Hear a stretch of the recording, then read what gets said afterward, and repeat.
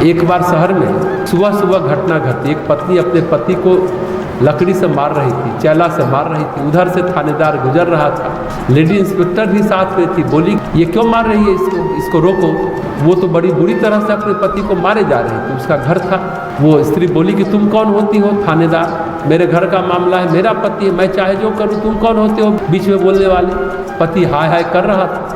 इसी तरह देवयानी को भी बात जमी नहीं कि उसके पिता उसके पति को शाप दे दें। वो बोली कि पिताजी, हमने कहा था कि इनकी अकल ठिकाने लगाओ, कुछ ऐसी विद्या लगाओ कि ये मेरे प्रति सम्मोहित रहे। आपने तो इनको बूढ़ा कर दिया, अब तो ये मेरे भी किसी काम के नहीं रहे। बूढ़ा पति किस काम का? उन्होंने कहा कि चलो अच्छा, कोई बात नहीं, तुम्हारे लिए हम कुछ भी करेंगे।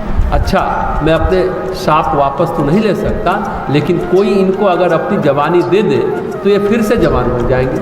विचित्र सी बात कहते हैं कि राजा ययाति की कई संतानें थी। राजा ययाति ने कहा कि जो मुझे अपनी जवानी दे देगा, युवावस्था दे देगा, उसको मैं युवराज घोषित कर दूंगा। लेकिन उसका कोई बेटा इसके लिए तैयार नहीं हुआ। सारे बेटे जवान थे, अब जवानी में बूढ़ा कौन होना चाहेगा? राजा बन जाए लेकिन बूढ़ा बनकर ये कैसे होगा?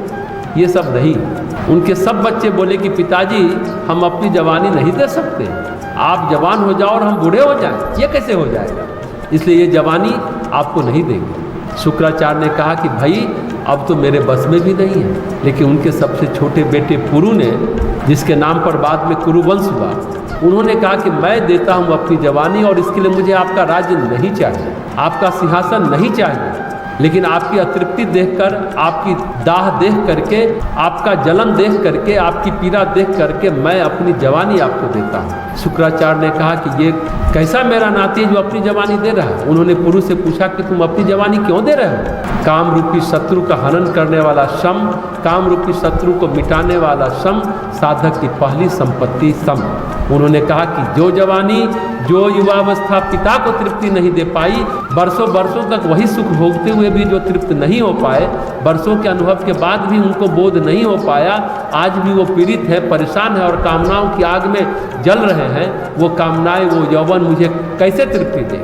जो इन्हीं को नहीं दे पाया, इसका मतलब ये यौवन ही निरर्थक है। ऐसी निरर्थक चीज से उनका मन भरता है तो वही सही, मैं देता हूँ, मुझे नहीं चाहिए राजा। कहते हैं पुरु की इस बात से राजा ययाति का काम बुझ गया, शम जग गया। उन्होंने कहा कि तुम ठीक कहते हो, ये जवानी किसी काम की नहीं है। ये भोगों की लालसा, ये वासना, ये काम का ज्वार, ये कामनाओं की पीड़ा किसी कार्य की नहीं, ये हमेशा जलाती रहती है। ऐसा कहते हैं कि जवानी ले करके ययाति ने जवानी फिर से वापस कर दी।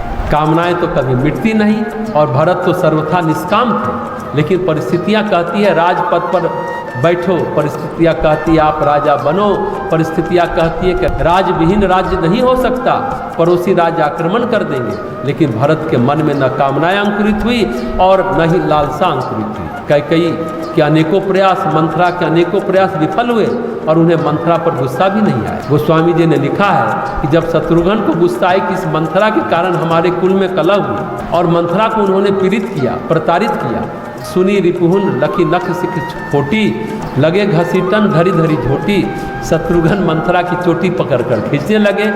भरत दया निधि दिल्ही छुड़ाई, कौशल्या पही गे दो भाई। भरत ने कहा छोड़ो इन्हें, इससे क्या होगा? इस पर नाराज होने से, क्रोध करने से कुछ नहीं होगा, रोष करने से कुछ नहीं होगा। इसके साथ क्या, इनकी बातों का क्या, भला कहें क्या बुरा कहें। कलंक मिला भरत को, अपयश मिला भरत को, लोक निंदा मिली भरत को, राजपथ का षड्यंत्र मिला भरत को, कामनाओं ने अपना जाल बिछाया भरत के लिए। भरत उस अवस्था में भी शांत रहे। कामनाएं शांत होने से ही समाप्त होती हैं। कामनाएं न तो भोगने से समाप्त होती है, न ही उनका दमन करने से समाप्त होती है।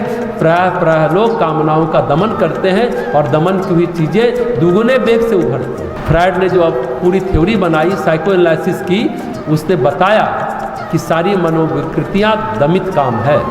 उसने कह दिया कि जितने भी तरह के मनोरोग हैं, मनोविकार हैं, सपने हैं, बिगड़ा हुआ व्यवहार है, हर चीज़ में उसने कहीं ना कहीं काम ढूंढ निकाला और बता दिया कि ये काम दबा हुआ है। और बताया कि लोग काम को दबा लेते हैं, लोग काम को दबा देते हैं, इसलिए ये मनोरोग होता है। फ्रायड को सम की थ्योरी तो आती नहीं थी, इसलिए उसको लगा कि काम है तो भोगो, जीवन को स्वाभाविक रूप से जियो। लेकिन एक थ्योरी योग में, आध्यात्म साधना में है शम की।